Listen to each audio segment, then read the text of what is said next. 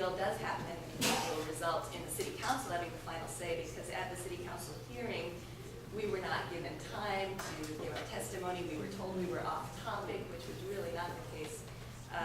And in the end, the mayor pushed a vote earlier than anyone expected, and they voted for a regressive policy. So we don't have confidence in the city council.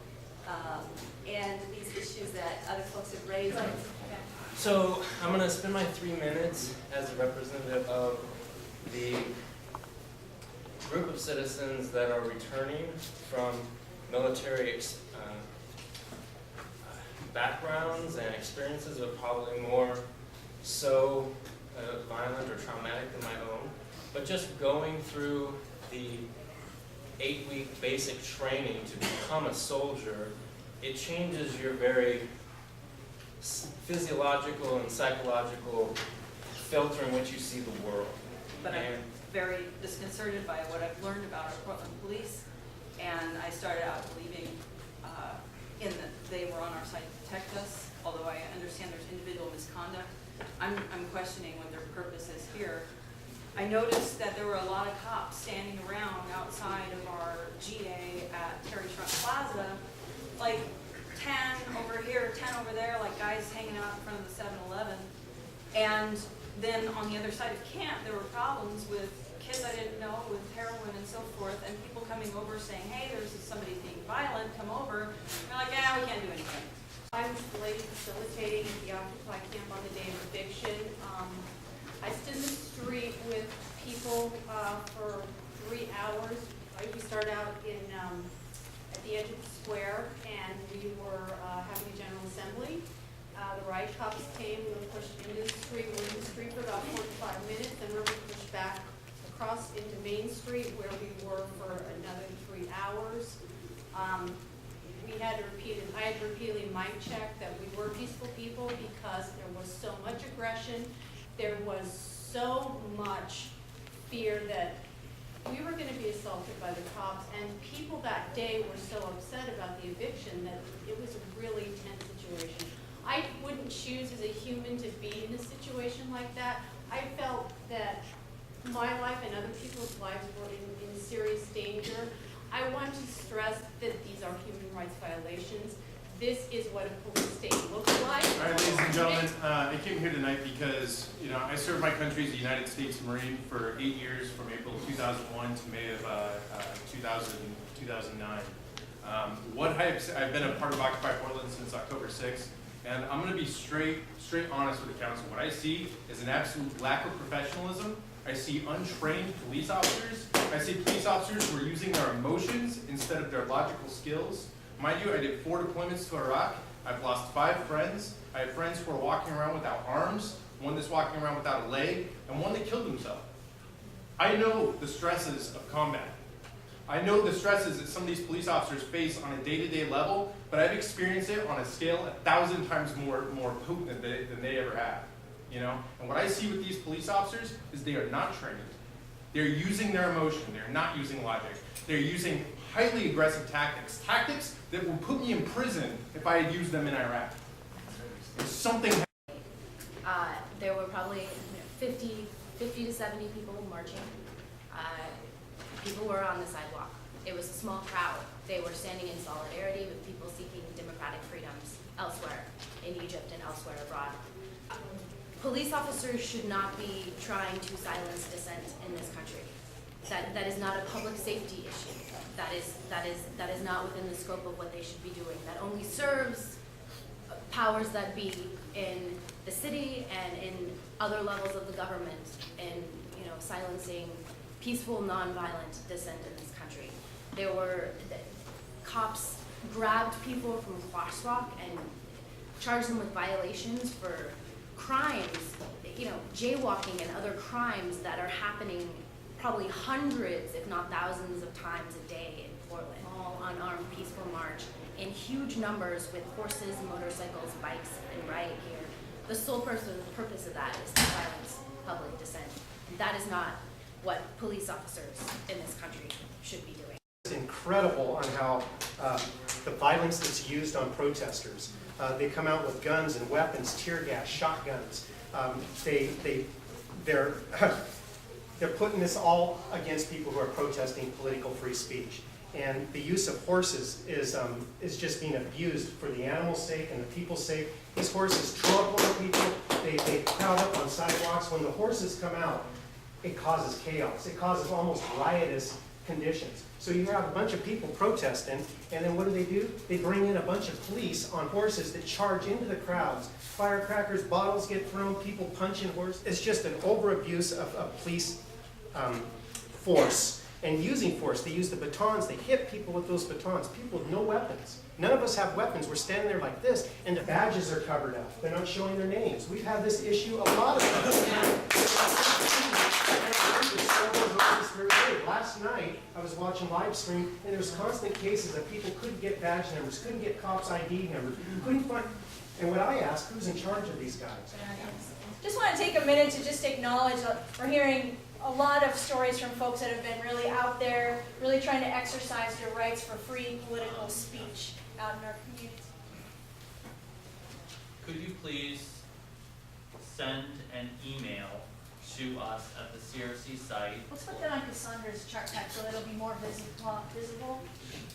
letting us know that you'd like us to look at the video, and then folks who are far more adept at understanding how you actually accomplish that will get back to me and to you. Could I ask a question? Would the panel, after we finish, respond, or somebody represent, not the history, just what you heard tonight, Yes, what your feelings are? that is absolutely part of the plan. Hi, I'm Dan Handelman. I'm with the called Portland Cop Watch, and we've been around since 1992 following police accountability issues and the IPR and the CRC, you know me from your meetings. And you know, what I'm hoping that what you're hearing is what the City Council refused to hear, which is the prevailing narrative about Occupy Portland is not true. The prevailing narrative, which is repeated here in the IPR's quarterly report, is that the police were peaceful and restrained in dealing with Occupy. That is not the case. Just showing up at all, a mere presence of police officers, the first level of use of force in their continuum of force, and they showed up with all those weapons and horses and riot gear that you've heard about. And they've treated people in ways that are violations of human rights and probably police policies. So I encourage you, especially because you're supposed to advise the IPR, I encourage you to take them to task for publishing only certain things. The only times that there's a problem with violence with any of the events was when the cops showed up. We went to the NDAA march, and there were no cops there, no problems. Everybody was peaceful, nothing happened.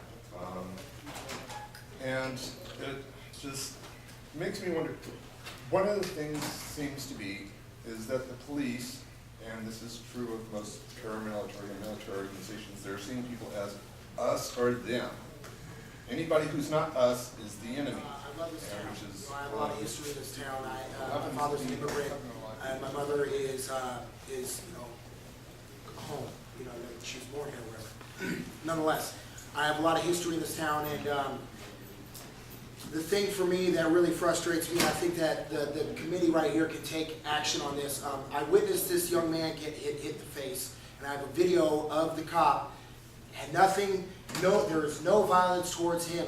People are yelling at him because they're showing up and they're pushing people, and I physically was pushed, and so I'm like, cut this out. This is ridiculous, But at the moment, it is the tensions are very high because the police show up with live ammunition. That represent the city is allowed to treat its citizens the way that it does. My friends in Kansas City don't believe me because they don't understand. It's not within their thinking that these things happen. I have been shoved off of a sidewalk onto a street. My main focus was to keep my boyfriend calm so he wouldn't get arrested for assault for protecting his girlfriend. Last night, in addition to the face-to-face police and protester confrontations, I had to help a guy up that was getting trampled by the crowd because the riot police started coming at us at the sidewalk. And last night the march drastically changed my opinion of my perception of them.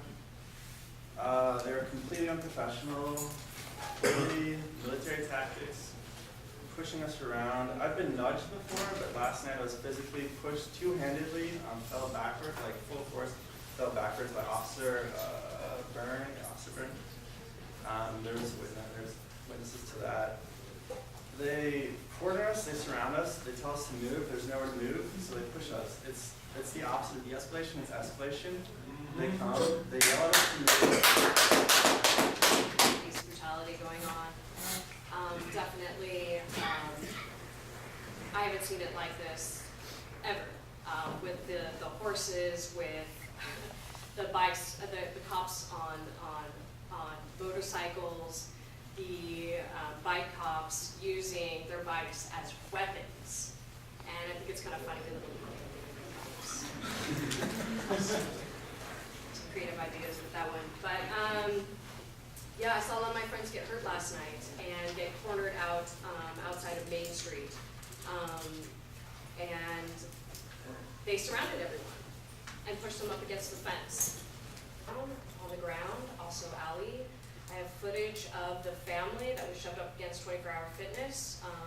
Gentleman with his wife and his 2 children, and even protecting his son back. And he's like, what are you guys doing with the horses? And shoving them and like not saying anything to them, just keep on moving, keep on moving. And it's like they're forcing them out where they have nowhere else to go. Please do it. No, you answer that yourself. What are the police doing?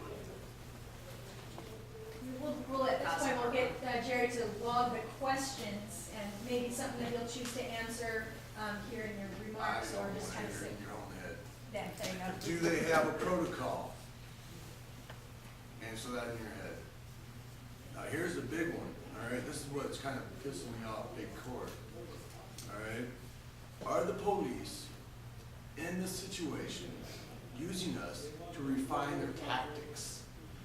Because we wanted to witness for them. And 3, everybody should come and witness what's going on, because if you come and witness, you will say no more of this. So everybody, encourage everybody you know to come and be a witness to this. Because maybe then. I understand that the person with the live stream was knocked down and the computer was broken last night. Is that right? Yeah. Okay, so this is a pattern we've seen before where the police try to take away video evidence and they try to squash the media. So. It's real quick. I just have a totally different perspective. When I came in here really not knowing what to expect, I am not somebody firsthand involved with Occupy Portland. I actually was more concerned with the police shootings, and I did not realize that that was not something that people have a say in. Because for me, I have 6 boys, and if they become mentally unstable, it's going to be a concern to me to call the police when they keep getting murdered. But I'm going to just set that aside. And I want to say the media has totally misled just people like me. I don't have time to be at Occupy Portland because I'm too busy raising my children.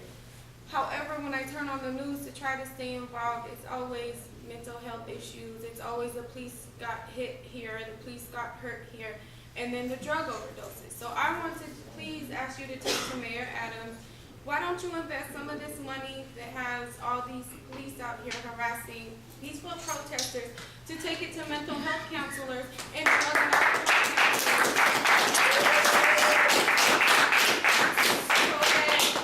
I'm not like totally shocked and almost in tears by what I'm hearing, because it's been totally untrue for however many months. And I'm sorry that I was naive.